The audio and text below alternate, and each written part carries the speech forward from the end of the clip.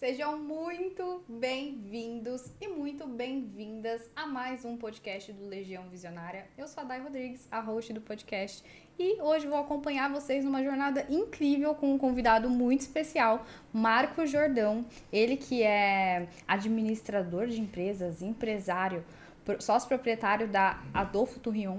Ele veio aqui compartilhar com vocês como você pode se tornar uma marca desejada. Aproveitar também para agradecer aos nossos patrocinadores que vocês acompanharam no comecinho agora, antes de começar o nosso podcast.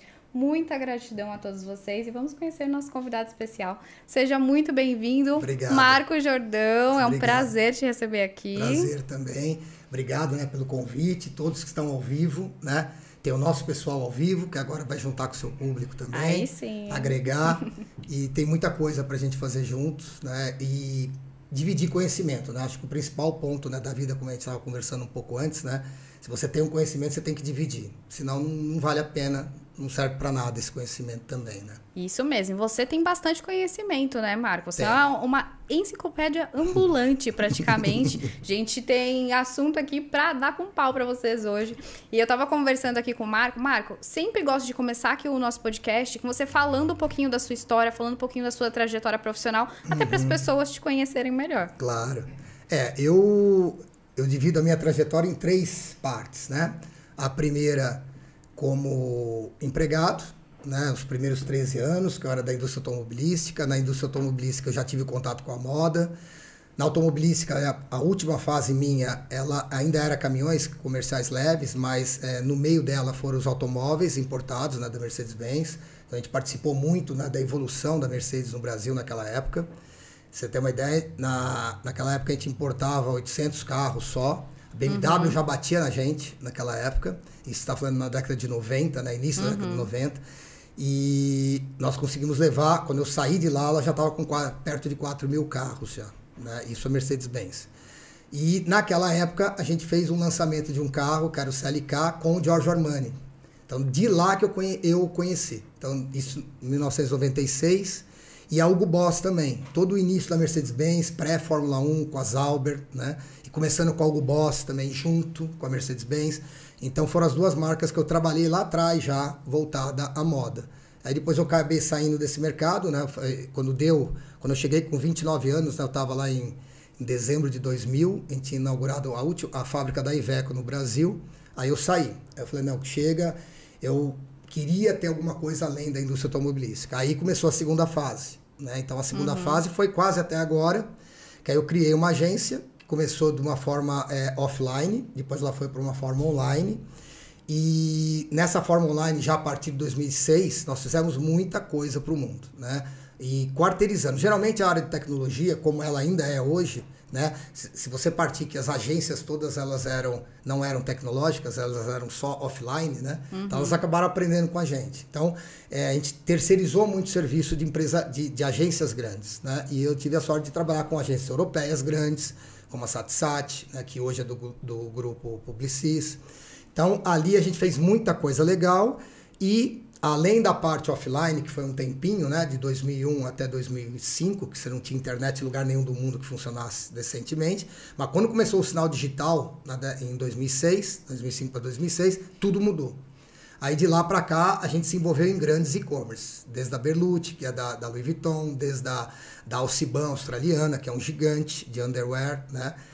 Prada, Ferragamo, e assim foi. Voltamos para Giorgio Armani, né? Então aí foram praticamente 20 anos, além de trabalhar também com um pouco de medicina, então que eu sempre gostei. Então nunca fui médico, mas sempre gostei.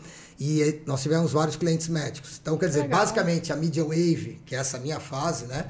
Que é a segunda fase, ela basicamente trabalhou com moda e trabalhou com lifestyle e qualidade de vida, o início do crescimento, né, da dermatologia, estética. Legal. Então, que veio tudo de 2000 para cá, é tudo muito recente também, né? E aí, por último, eu acabei conhecendo o Adolfo Turrion, né? Infelizmente ele faleceu já. E junto com o Adolfo, isso em 2017 já, que eu tinha ido comprar sapato para o casamento do meu filho, né? Que se casou em 2017 mesmo. E aí acabamos ficando amigos e na época já tinha que ter uma fábrica, ele veio de uma outra marca e por isso que também se chamou Adolfo Turrion, mesmo até contra gosto dele, ele queria que fosse um nome que espelhasse todos nós, né? Tanto o Felipe Maia, que hoje é um dos sócios fundadores, o Hélio Machado, somos nós três aqui no Brasil que sobraram, né? O Adolfo, como eu te falei, infelizmente faleceu logo no início da operação. A operação é de 2018, né? A gente começou a montar a fábrica quando o Hélio chegou no início de 2018. Abrimos, né, a operação em setembro de 2019. Desculpe, setembro de 2018, o Adolfo faleceu em fevereiro de 2019. Então foi terrível, além de toda essa mudança, ainda entrar a pandemia. Entendeu? E de lá para cá, aí que eu te falo que é a terceira fase, a minha terceira fase, né, da minha vida, com a marca Adolfo Turrion. Quer dizer, a gente aprendeu a trabalhar com algumas grandes marcas, que nem a Berluti lá atrás.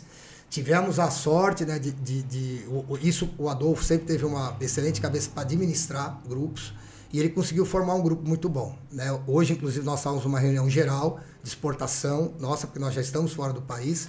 E estava eu, o Felipe, o Hélio, mais o seu Adolfo, né, o pai do Adolfo, mais a irmã dele, que estão lá no México, e esquadrinhando algumas outras etapas da operação, que já é já a nossa fase de exportação, já da própria Adolfo Turrion. Então, e a gente comentou muito sobre isso também, né? O quão em uníssono nós trabalhamos, né? Isso, não sei como, ou por justamente todos nós sermos muito unidos, né? E é aquela ideia que a gente passa de família, né? Turrion, e é isso que a gente vende. E apesar das diferenças de idade, né, o pai do Adolfo com 80, a Helena tem a minha idade, eu tenho 55, o Felipe tem 30, é o mais novo, o Hélio tem 57, entendeu? Não são pessoas, são pessoas muito experientes. Apesar do Felipe também ser novo, ele trabalhou com o Adolfo desde o início. Ele era também da área de programação, né, digital, é um dos responsáveis pelo site operar da forma como ele opera, né? Ele é o responsável pelo site, é um puta trabalho.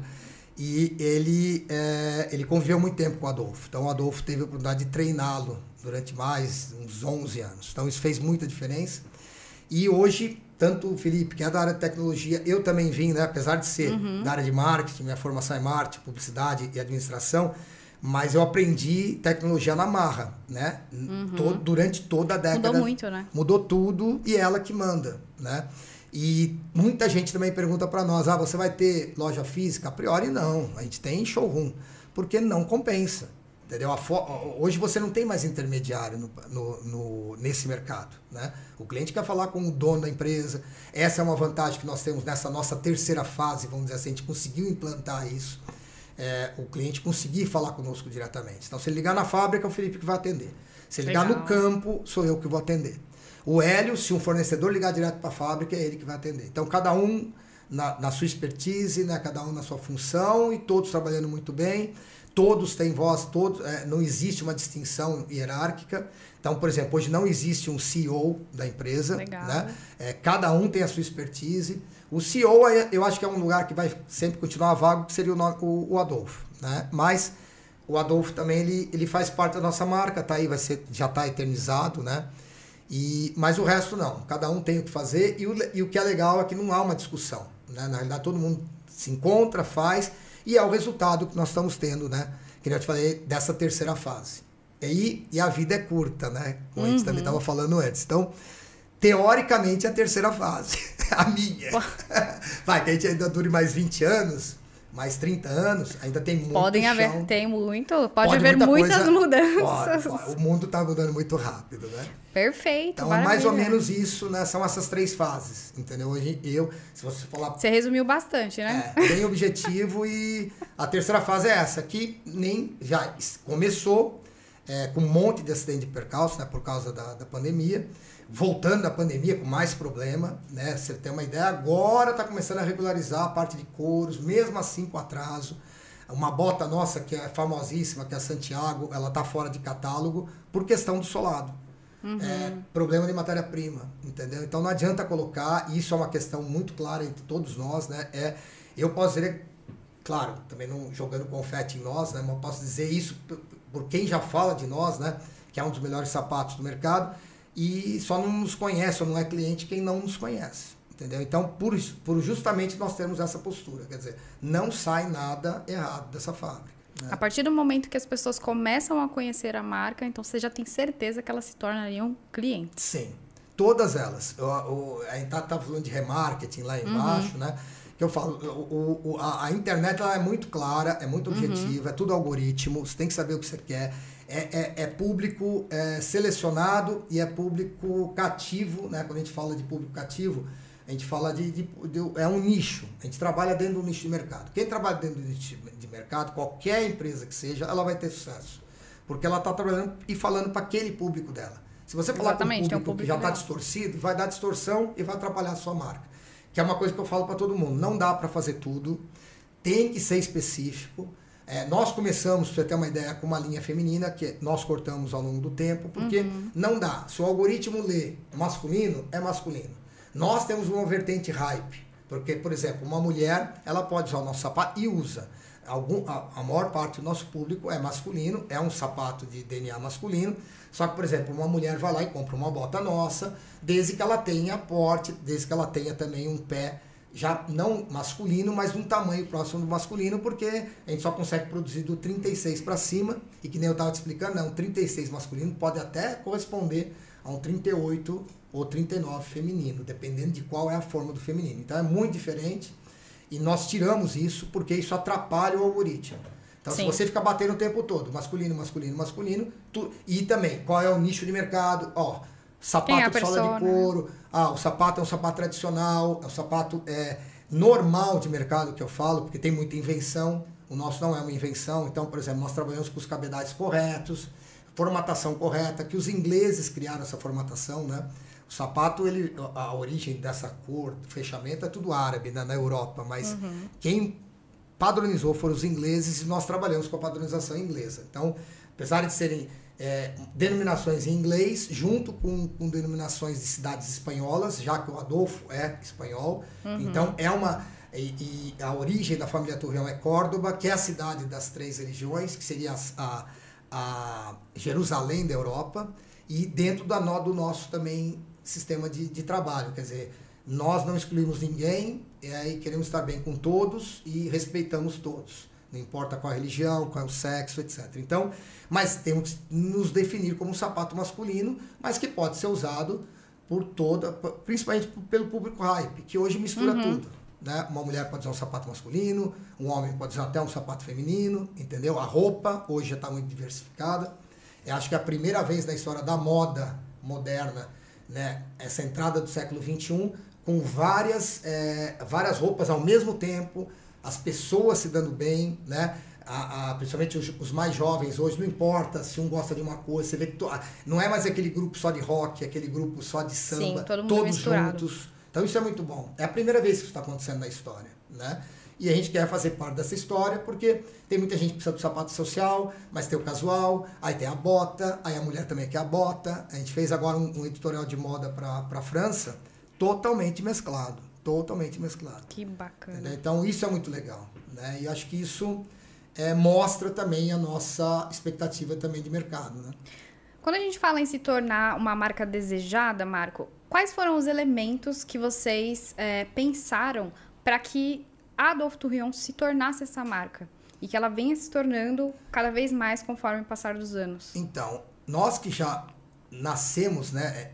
Você que é mais nova, né? Você já nasceu com a internet funcionando. Sim. Eu nasci preparando a internet. Então, para quem preparou a internet, que nem a gente acabou conhecendo o meandro dela. O meandro do mundo digital, né? E conseguindo ser especialista nisso. E o mundo digital ele é muito claro para mim, né? Quer dizer, ele abre, não é mais a televisão que vende, né? É a tela de computador, eu aqui falando para você diretamente, seja como pessoa, como um blog, ou como um videocast, um audiocasting, né?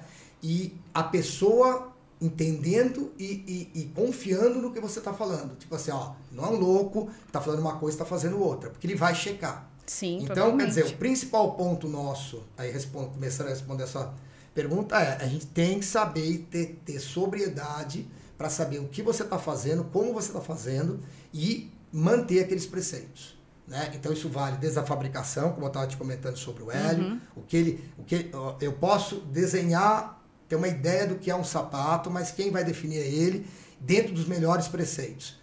Aí tem o Felipe, tem a parte de logística, tem a parte de atendimento ao cliente, muito bem atendido. Às vezes a gente demora 40 minutos para falar com o cliente, para entender o que ele quer, para saber se ele vai ter aquele sapato, ou às vezes ele acha que aquilo não é, entendeu? Então, toda essa performance que a gente tem, e fora isso, a qualidade, atendimento, falar a verdade, e o que a gente espelha, né, dessa história de família, realmente fazer isso se concretizar, que é o que a gente faz, e isso atrai o cliente. Então, quer dizer, o cliente, você começa a brilhar aos olhos do cliente, quando ele vê que você não está mentindo, ele vê que também não adianta você mentir na foto. Então, sim, por exemplo, você vai pegar muitos e-commerce, o sapato tá todo maquiado. Quando chega na mão dele, ele fala, meu, o que é isso? As nossas fotos são muito boas. São feitas em casa, o Felipe faz a maioria das que estão no site, mas e eu também, você vai ver se entrar no meu Instagram, eu sou o modelo da marca. Por quê? Não é uma questão econômica, é uma questão de mostrar também quem está na frente, quem é a linha de frente, né? Eu acho que todos nós somos linha de frente, é que nem quando você fala, eu falei isso num último podcast meu, né? Quando você fala de uma banda, que nem o U2, que está aí a vida inteira juntos, envelhecendo, você tem um vocalista que está lá na frente gritando, né? Então, por exemplo, eu sou vocalista gritando lá na frente, mas se você não tem o baixo, a guitarra, a bateria, tem a base, não vai acontecer nada, né? Então, o grupo é muito forte, entendeu? Então, não tem Marco, Felipe e Hélio. Individualmente, em alguns momentos, sim, como está aqui hoje, mas é a marca, é a Adolphe Turrion, seria o conjunto, entendeu? Então, mostrar isso para o mercado, qualquer empresa que fizer isso, trabalhar decente, não enganar os outros, né? É o mínimo, né? É o mínimo que a gente espera, mas não é o que acontece, né, no mercado. Vai dar certo, né? E eu acho também que tem um limite para tudo na vida, né? Que quando você fala em incentivo de vendas, né, que você mexe muito com isso, não, é tudo ilimitado. Não é ilimitado porque nem a vida é ilimitada. Então, você tem um limite de crescimento, tem que se manter nesse limite de crescimento, tem um limite para parar, né? Como a gente sempre fez desde o início. Vocês dentro da marca, vocês já sabem qual é esse limite de vocês? Hoje, se eu fosse te falar, e coisas que a gente discute internamente lá, tá? O nosso limite seria talvez 50 pares dias aqui no Brasil e 200 de exportação dia. Esse seria o nosso limite, que já é um outro limite. Parece Sim, que é pouco, mas não é. Mas é bastante. Tem fábricas que operam com muito mais que isso, mas na nossa qualidade, desse jeito, seria o limite. Então, a gente já tem um limite de operação. E aquela coisa, desde o início, desde que a gente montou a empresa tem horário para começar e horário para terminar. Eu, que não sou um cara de fábrica, apesar de ter trabalhado muito tempo em fábrica, seja Mercedes-Benz, vamos falar em montadora, e ter trabalhado com outras grandes, Berluti, Alciban, etc., eu diria que a gente tem um limite, sim, só que são horários distintos. Então, por exemplo, eu às vezes vou até as 3 da manhã, porque o meu horário de trabalho na rua, com private label, entendendo, visitando, fazendo áudio e vídeos, como a gente está fazendo agora, o meu horário vai terminar lá pela meia-noite, 1h, 2h da manhã. A fábrica começa a operar às 7 horas da manhã. Então o Felipe e o Ed estão lá às 7 horas da manhã. Eu entro no ar com eles lá pelas 11, meio-dia, não tem jeito, senão você morre, né? Sim. Então existe toda essa junção e isso é mostrado também para o mercado. Por quê? Para nós é muito claro, a fábrica não pode se matar. Ao mercado, tá, mas a fábrica não pode se matar. Então, tem que ter o respeito individual, né, humano. Então, tem hora para acabar e tem hora para terminar. Como eu também, tem hora para acabar e tem hora para terminar.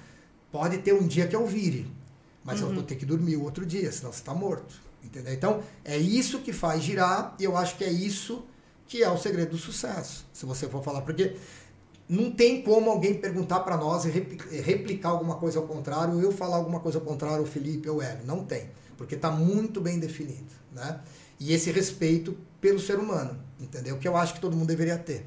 Hoje, Marco, como empresário, e você falando aqui um pouquinho sobre um dia eu preciso descansar, porque realmente o dia anterior pode ter sido um pouco mais puxado.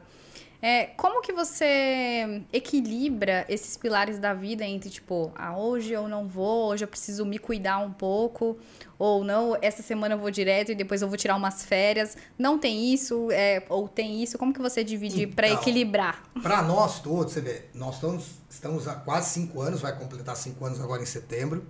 Então, a gente para mesmo no que a gente chamaria de férias coletivas em dezembro e janeiro, e mesmo assim são 20 dias no máximo, às vezes 15 dias. Então dá para descansar? Dá. Eu mesmo, que eu já fiquei muito tempo fora, vivi fora, esses últimos 17, 18 anos, aí também com o Media Wave, uma das minhas funções foi o IMDb, o imdb.com, que é um gigante de cinema, né? É o 13º, 14º site do mundo. Então eu lembro quando eu ia para Nova York, eu não estou mais nessa operação. Por pena, porque eu gosto dessa operação. Eu sempre gostei de cinema e foi um prazer, porque eu comecei essa operação lá atrás, por acaso, quando eu estava na Europa, com a SatSat, que atendia o pessoal na Inglaterra, que é o CEO até hoje, apesar dela ser uma empresa da Amazon, né? Mas quando a Amazon comprou, porque ela queria um site de cinema poderoso como aquele, para vender todas as bugigangas que ela podia vender, né? Vamos pegar só Star Wars, né? Com tudo que Star Wars vende, que está tudo dentro da Amazon, então ela quer grudar isso. Eu até acho que o IMDb, ao longo do tempo, ele ficou com marketing excessivo. Você entra lá, começa a travar a entrada com propaganda que você não quer ver, né? O cliente não quer ver aquilo lá.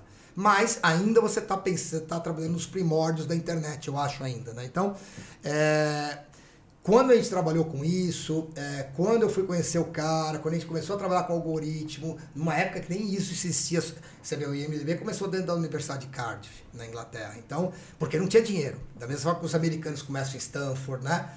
O outro começou lá dentro de Cardiff também, e depois foi evoluindo. Então, esse processo, né, vamos dizer assim, evolutivo, essa forma de entender o público, ela é 24 horas. Né? Um IMDb é 24 horas, é o mundo inteiro vendo. Nós somos 24 horas o site, só que ele tem um limite. Então, eu já fiz muito disso. Se você imaginar, mesmo no início da Dove Tourillon, que ainda estava com a operação de IMDb, que eu cancelei isso, que eu ainda estava indo para Nova York para resolver problema lá, para depois voltar, para ver o sapato, para depois voltar, ainda ver a Media Wave, e toda essa mescla, óbvio que tiveram dias que eu não recomendo para ninguém. Entendeu? Tipo assim, você vai sair estafado. Mesmo, eu lembro, eu e o Felipe e o Adolfo, quando a gente estava preparando o site para subir, foram 4 dias, a gente ficou praticamente 72 horas acordado. No dia que acabou, para lançá-lo, E isso porque a gente correu tudo programado, não dá. É muita coisa e a gente tinha o deadline no dia 20 de setembro, né, de 2018 para lançar e lançamos. Né? E você vê, nós começamos a vender, nós lançamos às 9 horas da manhã, porque também deu atraso, mesmo com tudo pronto, deu atraso, então ele entrou para valer às 9 horas e começamos a vender às 9h39. O primeiro pedido saiu 39 minutos depois, nunca mais parou. Claro, Caraca. O que é isso? Trabalhar o algoritmo correto, mesmo o Adolfo. Ah, não quero que o nome seja Adolfo. Mas, é o Adolfo, já é conhecido, vai ser Adolfo. Então, era o cara do marketing, eu era o cara do marketing. Temos que fazer, vamos ajustar o algoritmo, vamos trabalhar e começou. Nós, da empresa que nós viemos, isso eu posso falar com segurança, todos os sócios, nós não usamos nada, nenhum mailing, todos foram desprezados. Nós começamos do zero, porque eu sou contra isso também. Você não pode, mesmo que o mailing fosse seu, ele estava atrelado a outra marca. Entendeu? Então, tipo assim, não adianta você trabalhar com ele. Você tem que conquistar no mercado. Entendeu? Então, esse tipo de situação mostra de novo por que os caras gostam da gente. Quem começa a comprar, vira fã. Né? Porque nós provamos isso. Né? Dá para provar, se precisasse, hipoteticamente. Mas, como eu te falei, 72 horas para entrar no ar, trabalhando sem parar. Foi até engraçado durante a noite, porque o Adolfo não dominava isso, mas ele ficava passeando, voltava, ia para a fábrica, se fantasiava, e os dois lá, né, preparando o Felipe toda a programação, e eu estava trabalhando só no SEO, ajustando vídeo, muita coisa. A gente preparou em 2 meses de trabalho, toda a parte de vídeo, áudio, que é, tudo junto, monta, ajusta o YouTube para poder abrir. Entendeu? Quanto tempo até esse lançamento? Total. Não, total. Quando a gente começou para valer a parte do marketing, uma coisa, a fábrica começou em janeiro de 2018. Para operar, para começar a entender o que ia sair, o couro principal nosso, que é o box, muito difícil trabalhar, do nível que a gente trabalha e com a certificação que a gente tem. E até chegar e acertar tudo, e aí sim, agora é o marketing. Quer dizer, o marketing, eu lembro, quando eu desci, aí eu fui de avião, jamais volto aí de avião para Ribeirão Preto. Eu cheguei lá, até o Adolfo descer, até subir, não valia a pena, era mais fácil ter de carro direto, mas era 1º de junho de 2018. Então, 1º de junho de 2018 começou todo o processo de marketing. E depois internet, trazer tudo da outra empresa, ajustar, acoplar e abrir no dia 20 de setembro, às 9 horas. Era para abrir às 8, acabou abrindo às 9, porque na última hora continuam os problemas. Então, é difícil, vai ficar doente. Nós temos um exemplo para nós mesmos. O Adolfo se foi, entendeu? Por alguns descuidos dele, mas se foi. Infelizmente, né? Mas ele também serve como exemplo para todos nós também. E era uma coisa que ele sempre falou e que nós falamos. Tem limite para tudo. Então, por exemplo, hoje, se eu tiver que virar, eu até viro, mas no dia seguinte eu paro. Entendeu? Caramba. Não tem jeito, corto tudo. Porque nossa, vocês aprenderam as duras penas, né?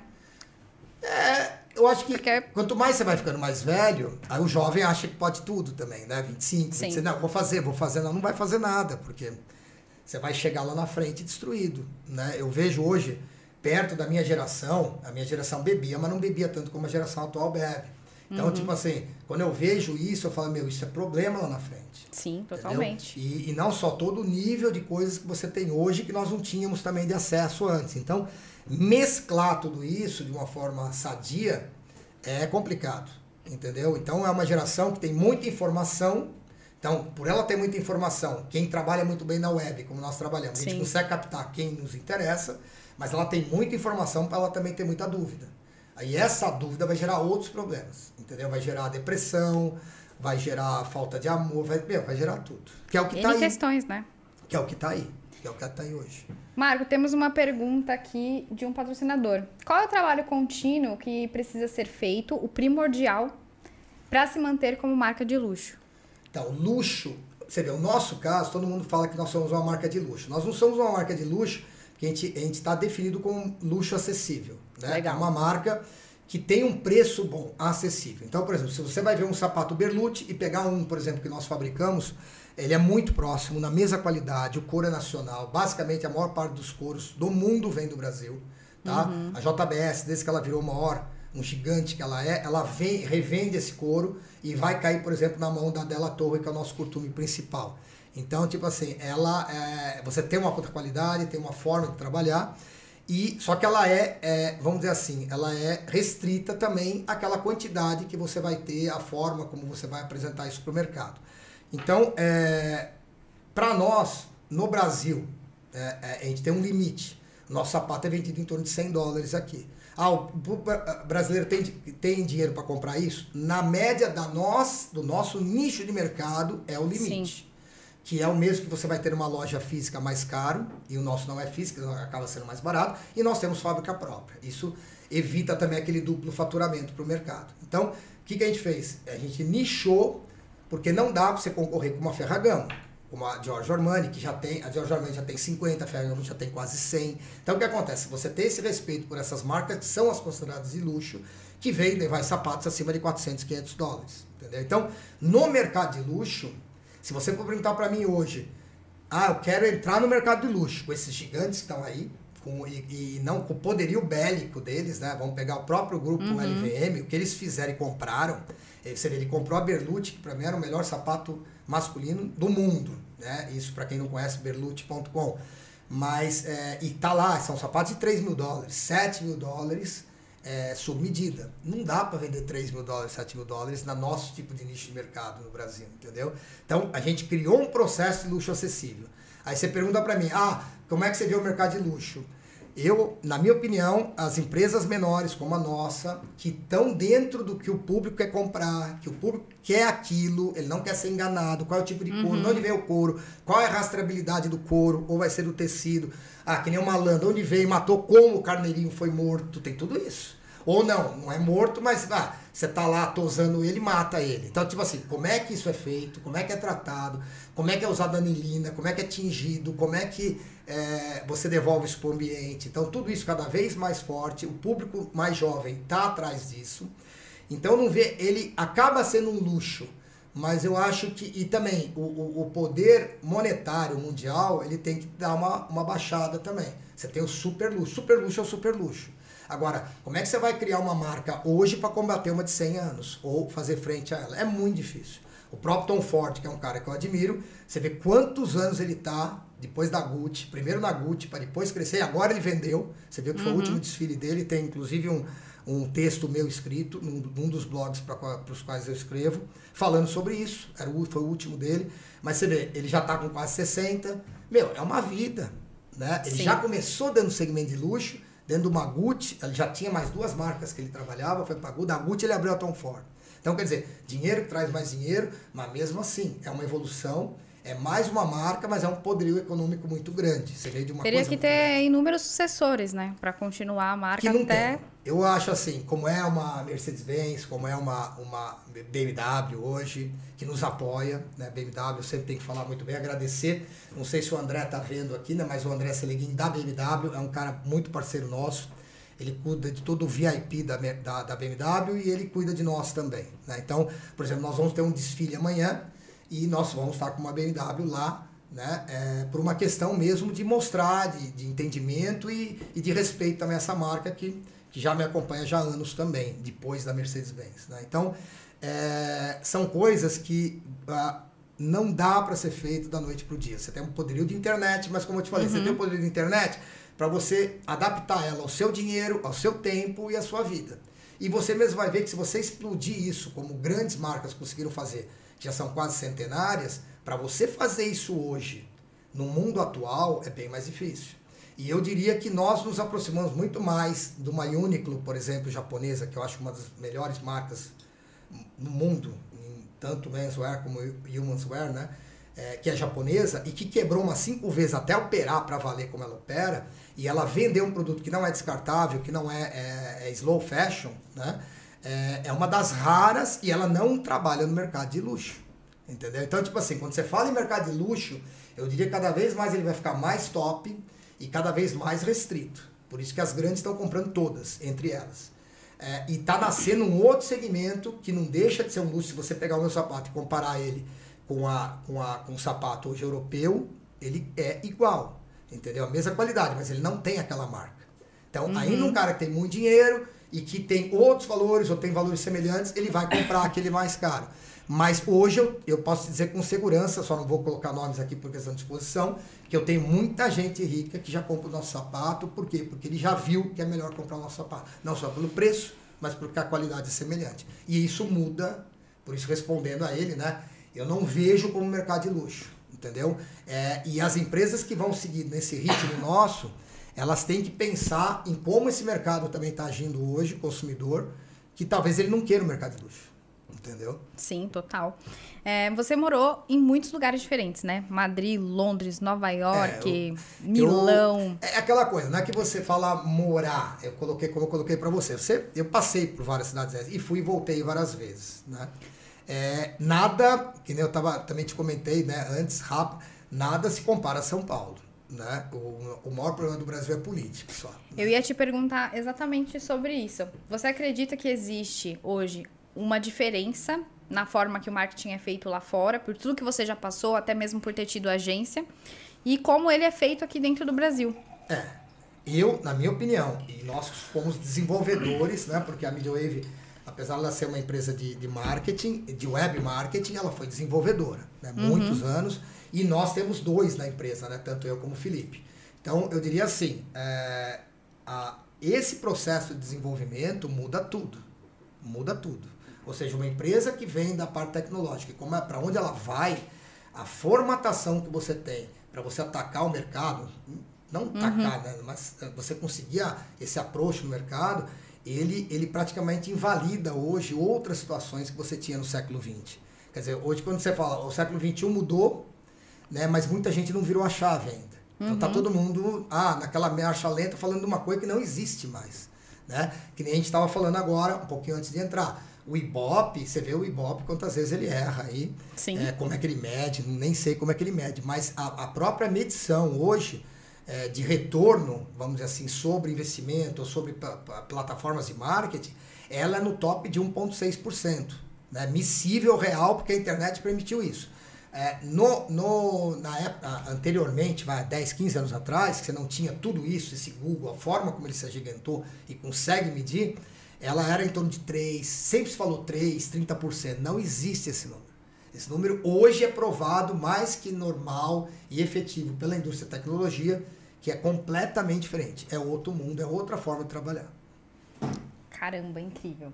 Temos uma outra pergunta aqui para você, da Dani. Qual foi a maior lição quando trabalhando, que você teve trabalhando com marcas de luxo? Qual foi a maior lição que você tirou?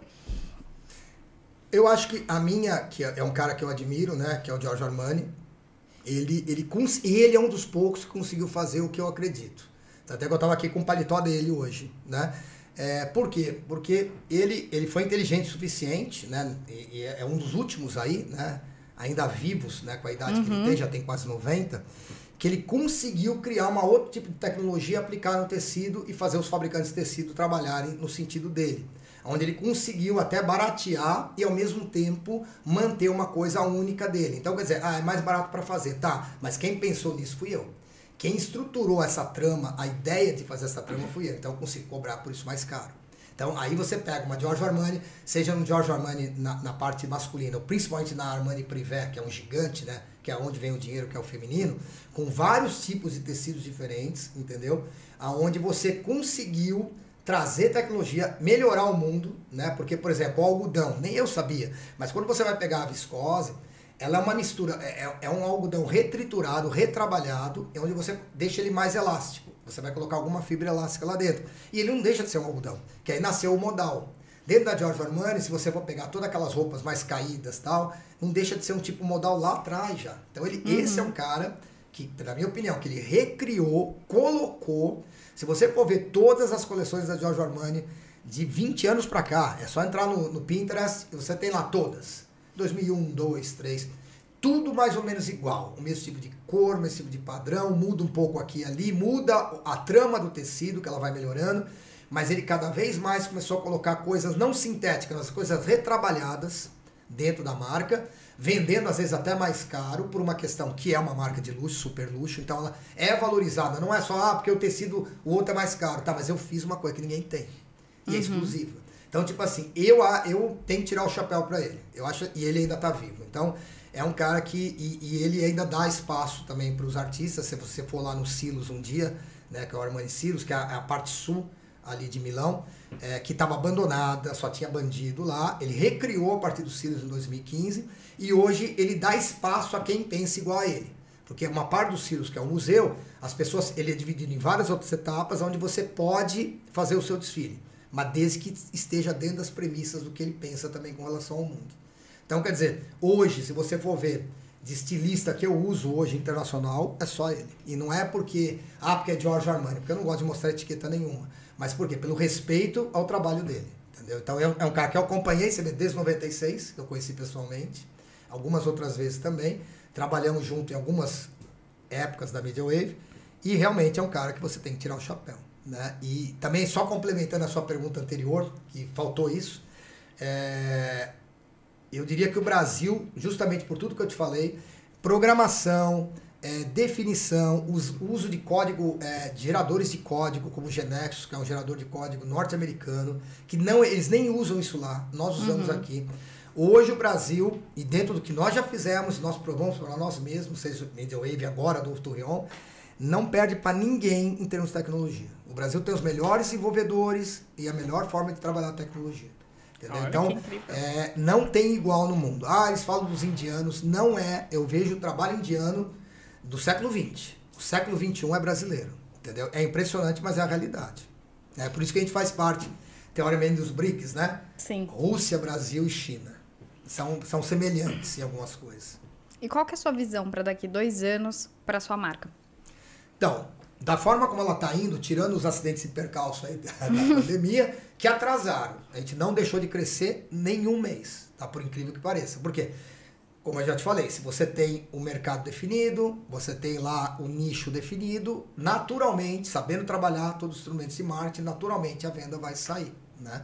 Então, dentro da nossa progressão, agora que nós já estamos nos Estados Unidos e começamos a vender para valer lá também, e já pensando no que nós conversamos hoje sobre a Europa, sobre a Ásia, né? Eu acredito que a Adolfo Torreon, em mais 2 anos, ela é a líder de mercado online de sapatos. Não só aqui, como lá fora, porque não se vende. Você tem grandes e-commerces lá fora, as plataformas de marketplace. Aí você vai lá em Amazon, Alibaba, etc. Plataforma de venda, nem a Giorgio Armani quis fazer. Por isso que eu conheço profundamente eles. Eles só vieram a montar a plataforma Giorgio Armani, que se ele clica lá, que era só um site institucional, hoje ele vende tudo, porque a Farfetch, né, que portuguesa, começou a vender na frente deles. Não tem? Eu vou pôr aqui, vou pôr para vender. Vende muito ainda. E vende muito. Então ele criou essa plataforma porque ele começou a perder. Mas a própria Armani Exchange, na história da Armani Exchange, ela já nasceu para ser de internet. Apesar de ela ter aberto a loja, porque eu acho que ela é de 91, é lá atrás também, mas é a terceira grande marca dele, né? E é chinesa.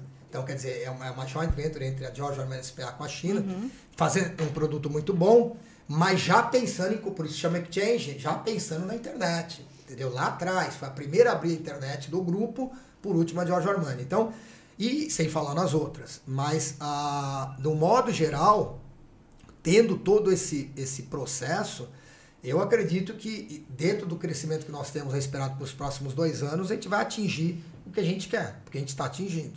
Então, por exemplo, se eu vou falar qual é o crescimento nosso, teoricamente, para mais 2 anos, talvez até 50% do que é já. Porque a partir do momento na internet, você pega uma aceleração, ela vai. Sim. Só que aí você, que nem eu te falei, só que você tem que você vai controlando ela, porque ela não adianta ela subir a mais. E é uma coisa que eu falo para todo mundo. O crescimento rápido também é prejudicial, né? É prejudicial e também eu falo para todo mundo, tem que ter um limite. Você vai abrir uma marca, seja ela de luxo, luxo acessível, como eu te falei, luxo é muito complicado. Você tem que estar muito inserido nesse mercado para você fazer frente a uma marca que está anos-luz na sua frente. Sim. Entendeu? E é isso, quer dizer, se você fizer, não, é um relógio, né? É um relógio. É aula de administração mesmo, desde Fayol, Taylor, Peter Drucker, lembra que eu estava conversando com você lá fora, que eu tive a oportunidade de estudar com ele, que é o papa da administração moderna, depois de Fayol ainda, ele pegou todos aqueles preceitos e juntou o ser humano. Até então, no início do século, né? Desde Ford, Fayol, Taylor, era tudo teoria em cima de linha de montagem. O Drucker já veio com a teoria, tá, mas quem te faz a linha de montagem andar é o ser humano. Então, se você não tiver um approach humano decente, é o que a gente traz para Adolfo Touillon, não vai funcionar. Você põe o sistema, aperta um botão e não acontece nada. Porque o outro já está querendo te matar do outro lado. Né? Ele voltou de férias, está mal, o outro brigou com a esposa, a outra está na menopausa, para a empresa. Então, você tem que ter um trabalho para que essas pessoas entendam o que precisa ser feito, unir todas. Com o tempo, elas terem participação em tudo também, quem fica. Então, é outro processo de administração, entendeu? Que não é novo. É da década de... O Drucker começou a escrever sobre isso em 1936, 37, na época da guerra. Quando ele veio fugido, né, da Áustria, porque ele também era judeu. Museu de Grandes Novidades, né?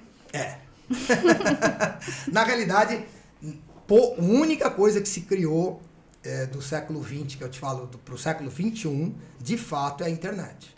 Que mudou tudo, que também já existia. Eu lembro quando eu estava na Mercedes-Benz, a gente usava o sistema Memo da IBM, que eram os terminais burros, mas eu falava com a Alemanha real time, entendeu? Por cabeamento. Caraca. Todo mundo também acha que a internet é por satélite. Ela é toda cabeada, o mundo inteiro é cabeado. Então, aquele mesmo cabeamento que a IBM começou a trabalhar, hoje ele está no mundo inteiro. Entendeu? Então, na realidade, ele só depois veio para o www, porque você não tinha esse código que era inserido na telefonia, então ele era um cabo direto, né, de energia com ponto a ponto. O servidor trabalhava de outra forma. Hoje é muito mais rápido. E isso mudou o mundo.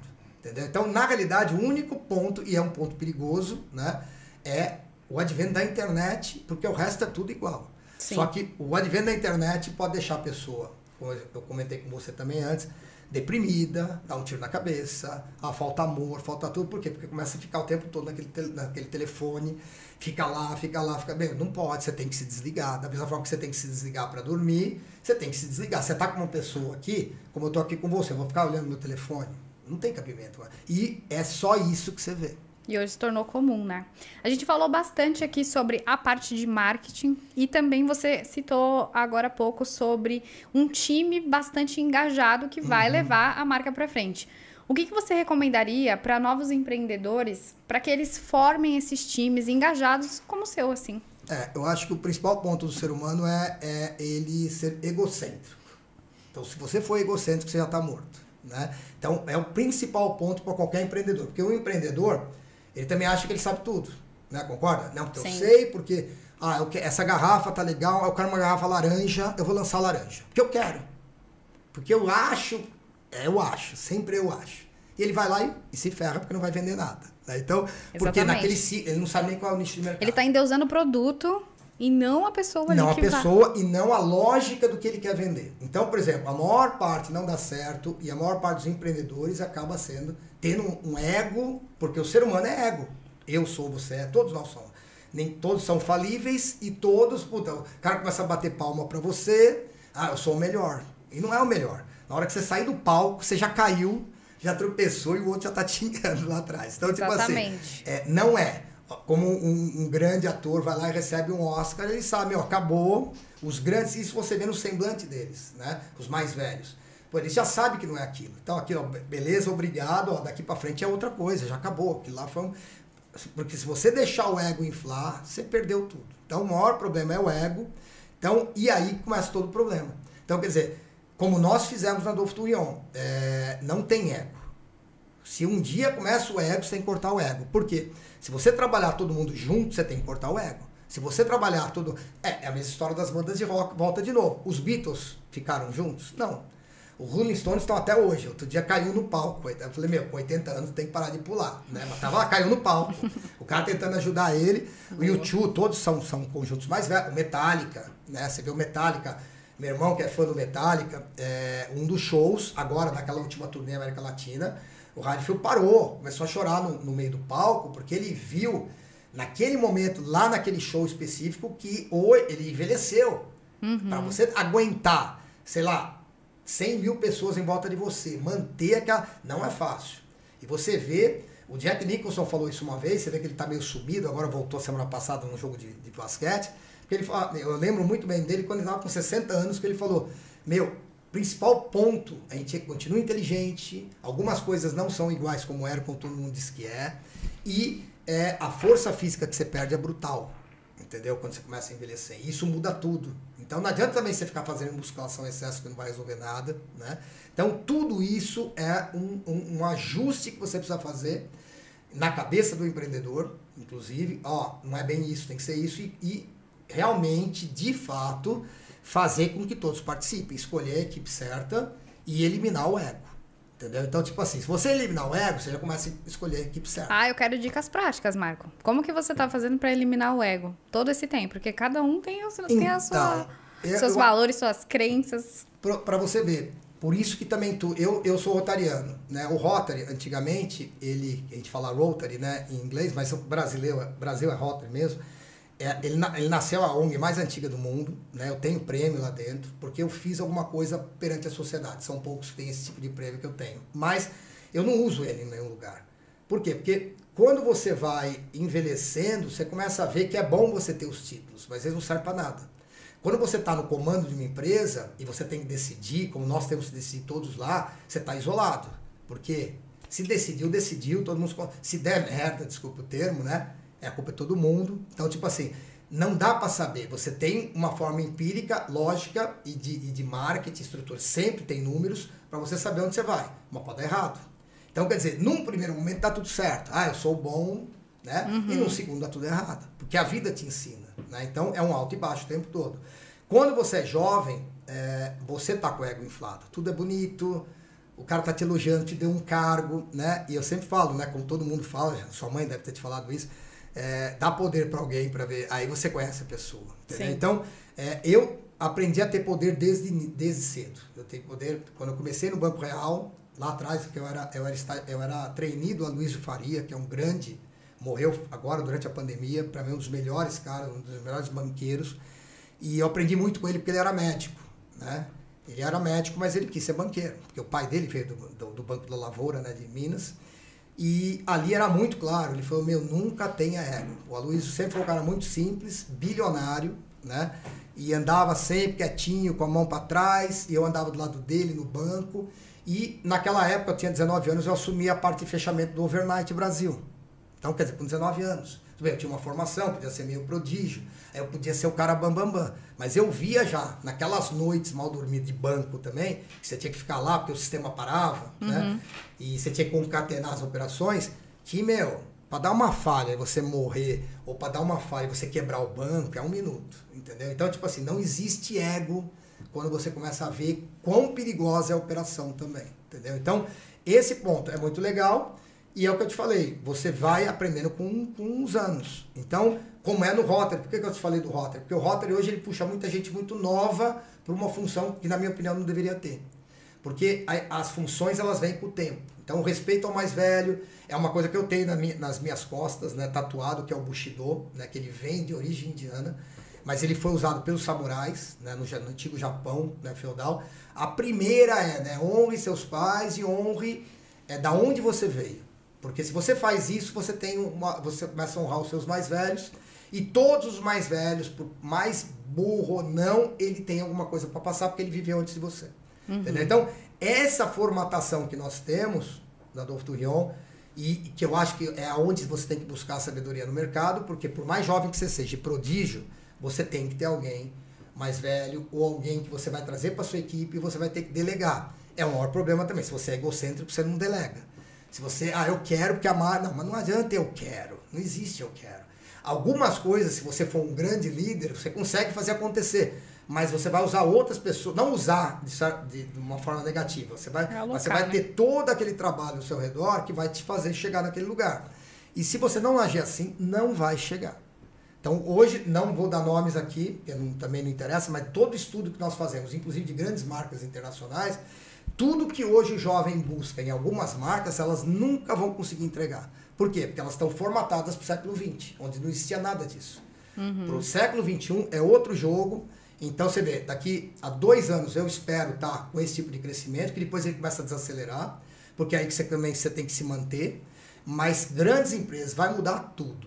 Você vai ver os carros elétricos, não que eu também acho que o carro elétrico vai ficar, tem muita coisa ainda da área de hidrogênio para acontecer, mas vai mudar tudo, entendeu? Então, tipo assim, você vai ver daqui 20 anos como é que tá, porque você vê, a gente tá falando de 25 anos, 30 anos atrás, a internet, olha o que mudou.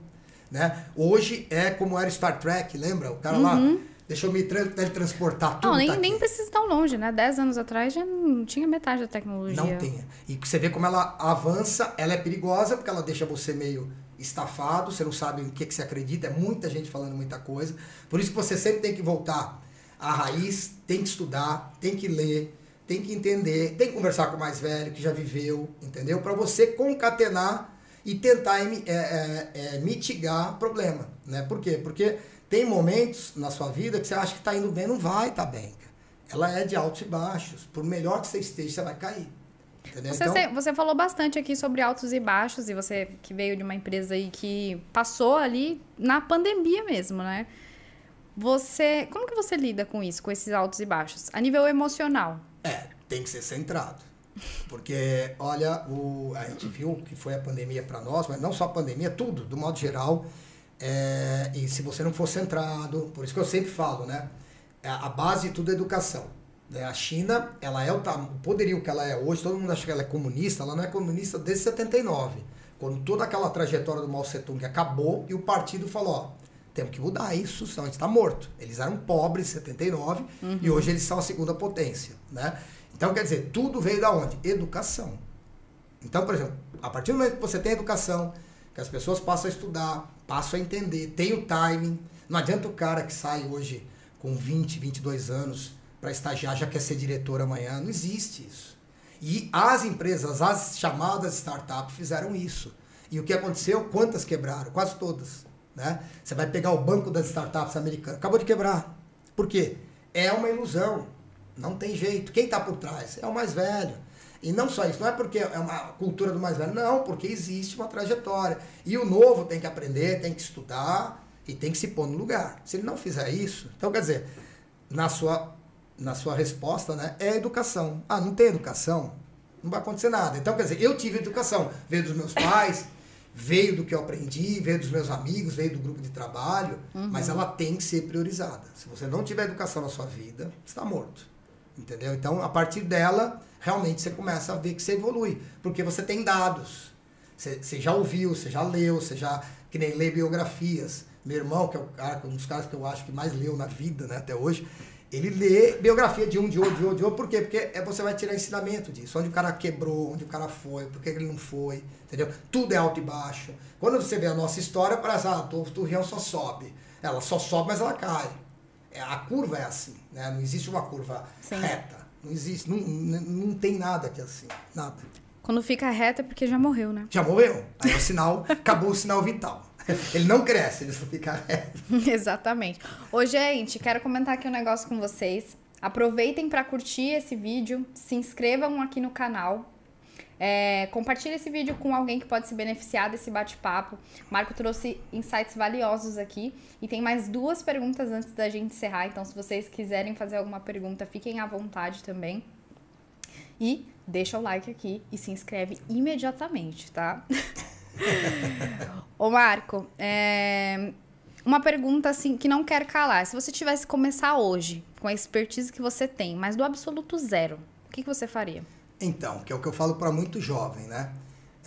Vai mudar muita coisa. Então, eu acredito muito na China, porque eu já fui para lá umas 3 vezes e vi a coisa acontecer. Não é bem o que o Ocidente fala da China, né? A China é outro mundo. A China é o único país que tem aí 7, 8 mil anos de cultura escrita. O Ocidente perdeu tudo isso, por causa justamente do que a gente falou, cristianismo, guerra, etc. Lá não. Então, tem que ser muito pensado, né? Ela é completamente diferente das outras 2, né? Seja a Coreia e o Japão. Então, se eu tivesse 18 anos hoje, eu pegava a mala e ia morar em Xangai. É o que eu faria. Que é uma das maiores cidades do mundo hoje. É a maior da China, é internacional. Praticamente não passou meio que ilesa ao comunismo. É segura. Teve o problema, e está tendo o problema do vírus, é outra coisa, mas é uma cidade internacional. Então, para quem conhece Nova York, Xangai é maior e muito mais diversa, e tão diversa também como Nova York, mas já tem muito mais gente lá. E não importa se fala mandarim, inglês, etc., porque cada vez mais você vai ter o tradutor funcionando, você não precisa falar nada. Na realidade, também, inclusive, você ter o respeito à língua de cada um, para não virar uma coisa única. O inglês é usado único porque é uma língua é realmente uma das línguas mais fáceis que existe e mais técnicas e mais rápidas. Mas você não pode desprezar os outros, né? Então, claro que se você está num outro país, você vai falar um pouco da língua de tanto aprender, de tanto ouvir. Mas o tradutor vai resolver. Então, a gente já mudou e ninguém sabe, né? Continua falando curso do curso, já mudou tudo. Agora tem um app que você tira uma foto de esculturas e ele vai te falando, né? Ele vai te guiando na cidade. Ele vai te guiando. Então, tipo assim, como era o próprio Google Eye, né? Que seria o óculos, que ainda está em função. Na hora que você estiver andando com aquilo na rua, ele vai te dando informação de tudo, entendeu? Então, você não precisa disso. Você precisa se comunicar. Se você comunicar bem com o ser humano, entre seres humanos, que é o que a gente falou até agora, né? Tudo vai dar certo. Mas você vai aprender a língua do cara se você estiver lá. Se você não tiver, o tradutor vai resolver para você. Isso em mais 6, 7 anos. Né? Agora, é Xangai por quê? Porque é a China. A China tem um livro muito bom, né? Ele é de um filósofo indiano, The Futurization, né? Que eu recomendo para todo mundo. Que ele fala, ele é o retorno da China. Tudo foi feito lá, né? O macarrão nosso é de lá, a pólvora é de lá, tudo foi de lá. Né? E está voltando para lá. Então, eu recomendaria, 18 anos, vai para lá. Se vira e vai fazer coisas que, de acordo com o mundo, né, o mundo precise. Né? Porque o futuro já é lá. Entendeu? É como eu vejo. Né? Não é o nosso aqui. O meu hoje então você aqui, começaria de lá. Eu começaria de lá. E aquela coisa, eu começaria a ser empresário muito antes. Eu comecei como empregado. E alguns que começaram como empresários na minha época, e que sabiam e fazem o que eu faço, já estão muito melhores que eu. Não é no sentido de comparação de estar melhor, mais dinheiro ou não. Mas eu acho assim, é uma coisa que também sempre tive na minha cabeça, nós três temos isso, o Adolfo tinha, que é o quê? Nós temos que deixar um legado. Não é para ter uma estátua no meio da praça, o cara foi bom. Não, como minha família tem isso, que eu venho da família Jordão, de Campos Jordão, ou meu avô, o José Gato, que fez muito pela cidade. Foi um cara muito rico e que ajudou muito a cidade. Tá lá o busto dele. Mas não no sentido de reconhecimento do busto, no sentido de que fez alguma coisa, entendeu? Criou educação, criou alguma coisa que os outros não estavam fazendo. Então, esse legado, para quem pode deixar esse legado, eu acho que é extremamente importante. Porque alguém vai aprender sobre isso e vai evoluir. Então, quanto antes você começar e saber exatamente, não, eu quero ir por esse veio, e tem a ver, inclusive, com o egocentrismo. Naquela época, que eu era Mercedes-Benz e andava de Mercedes-Benz desde os meus, 20, 22 anos de idade, enquanto no Brasil nem tinha o carro, né, só tinha um ou outro na década de 90, claro que era egocentrismo. Você chega com o melhor carro, né, com uma Mercedes, com a estrela, num lugar badalado, etc. Então, você vê esse egocentrismo. Eu tive isso. Só que tem uma hora que eu comecei a falar, isso aqui não leva a nada, não vai resolver nada da minha vida, eu tenho que sair disso. Aí eu saí. Então, quer dizer, eu sempre vou dar o meu exemplo. Né? Quer dizer, eu fiz isso, só que eu fiz 13 anos depois. Eu fiquei 13 anos como empregado.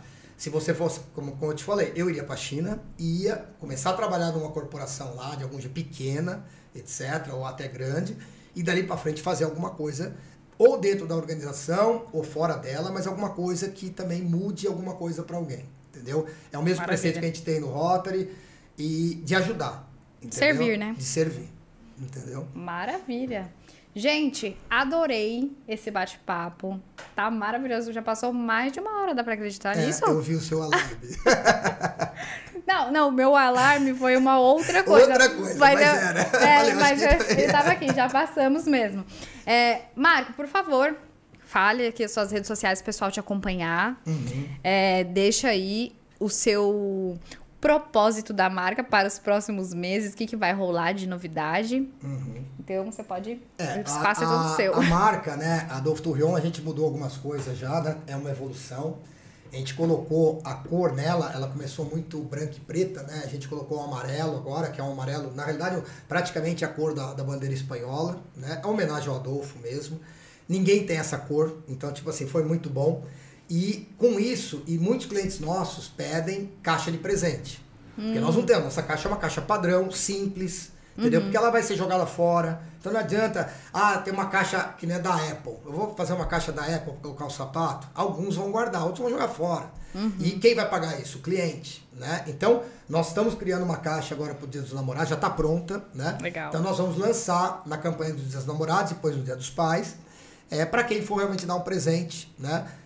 Ela vai junto também, para quem também estiver disposto a pagar, porque ela também tem um custo. Então ela está fora do sapato. Eu quero uma embalagem, vou receber o sapato, mas eu quero uma embalagem de presente. Ele vai lá numa loja e compra, vai custar mais ou menos o mesmo preço da nossa. Então, tudo equilibrado, jamais se aproveitando de alguém, só está repassando o custo dessa caixa, mas porque muitos clientes já pediram. Então, essa daí é o primeiro movimento já agora, e são esses movimentos novos. Tudo que está entrando está ficando. Nada que a gente vai colocar hoje vai tirar amanhã. Isso não. O que muda é um outro sapato que vai mudando, né? A Adolphe Tourillon, eu acho que merece ser conhecida por todos, né? Que é o adolphetourillon.com. Né? A gente ainda roda no .com.br, mas justamente porque ela já é uma multinacional, então a gente tem o .com, tá? Então adolphetourillon.com. Para quem quiser conhecer a operação americana, que ainda está bem no início, é adolphetourillon.us, na United States, né? As redes sociais é o Adolphe Tourillon, né? É o @AdolpheTourillon. Ele tem alguma coisa no LinkedIn, mas é só. Aí no LinkedIn você vai encontrar eu, né? Quer dizer, quem fez alguma coisa. Mas a história como marca, ela tá lá, o que é Adolphe Tourillon, mas o forte é o site, o nosso blog, o que é escrito no nosso blog, os nossos lançamentos, né? E tem também o meu Instagram, junto com o Instagram da fábrica, porque o da fábrica sempre é sapato, sapato, sapato, sapato.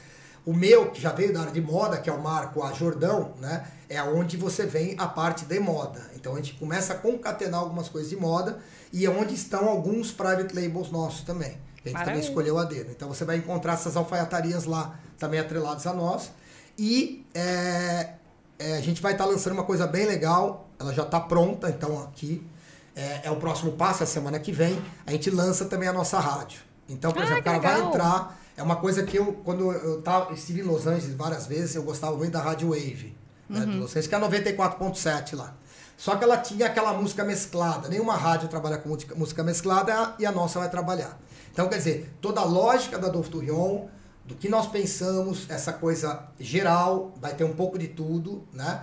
E ela entra no ar dia 1º, né? Dia 1º de junho já está pronta. A gente só tá entrando como o Day, né? O Day 0, né? No dia 1º de junho.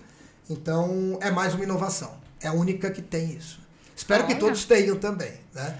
Gente, só para vocês terem ideia, se vocês pegarem tudo que ele já trouxe aqui de insight da própria marca e ver, né, como tá caminhando aí os próximos passos, a rádio, coisas que ele está lançando, ouvindo o pedido dos clientes, vocês só têm a crescer aí dentro da marca e da empresa de vocês também, com todos esses insights valiosos que o Marco passou aqui pra gente hoje. Marco, eu sempre gosto de finalizar o podcast fazendo uma pergunta. Se você soubesse que 8 bilhões de pessoas vão receber uma mensagem sua, vai estar anotado lá o seu nome embaixo, que frase seria essa? Estudem, como eu falei. Boa. Estudem. Claro que isso depende do governo, não depende só do governo. Se o pai depende, né? Dos filhos depende dos pais. Se os pais conseguirem passar isso para os filhos, que é o que eu sempre fiz, né? Que nem eu tenho 3 filhos, né? Um de 35, um de 34 e de 22. Eles foram criados para o mundo, não são meus, né? Foram um legado que me foi entregue da forma como eu imagino quando você tem um filho, para você melhorar o mundo. Entendeu? Então, tipo assim, um filho bem educado, ele melhora o mundo, porque você vai embora e ele vai ficar. Né? Então, isso é o processo de educação. Então, quer dizer, para os 8 bilhões, que já é gente demais, né? Quando a gente falava em futurologia lá em 1976, era 4 bilhões e meio, era o limite do mundo. Já está em 8, daqui a pouco está em 9. Então, quer dizer, não vai ter tudo para todo mundo, mas quem tiver encéfalo, ou quem tiver uma família, ou quem tiver uma estrutura, ele tem que estudar. Entendeu? Se ele estudar, ler, estudar, muda a vida dele. Né? O exemplo atual é a China, mas vamos falar do exemplo semelhante no século XX, é o próprio Estados Unidos. Quando voltou da guerra, né, em 45, um monte de americano homem morreu, estavam só as mulheres, eles falaram, vai ter que colocar a educação para valer, e você pode ver que os Estados Unidos é muito igual ao Brasil até o final do século XIX. Quando ele entrou na guerra, ele mudou completamente. Quando ele voltou da guerra, ele investiu pesado em educação. Entendeu? Que resultou o que é hoje os Estados Unidos. Em 50 anos ele mudou a história. A China fez exatamente a mesma coisa a partir de 79. E ela já mudou a história também. Então, a Coreia fez isso durante um tempo e não deu certo. O Japão fez durante um tempo, ainda mantém. Porque porque ele vem de uma filosofia norte-americana, inclusive após a guerra, né? Mas, independentemente de onde é a filosofia, do Oriente, Ocidente, tudo é educação. Se você não estudar, se você furar a aula, né? Vai jogar bola, não tá nem aí, não vai dar certo. Entendeu? Boa. Não vai dar certo. Gente, acho que esse foi um dos insights mais valiosos aqui. Acho que o conhecimento é a porta de tudo, né? Que a gente quer saber. A gente tá a uma informação de descobrir qualquer coisa. Eu sempre falo isso. Então... Tem que procurar. Tem que no lugar procurar, certo. exatamente. No lugar certo, com as pessoas certas.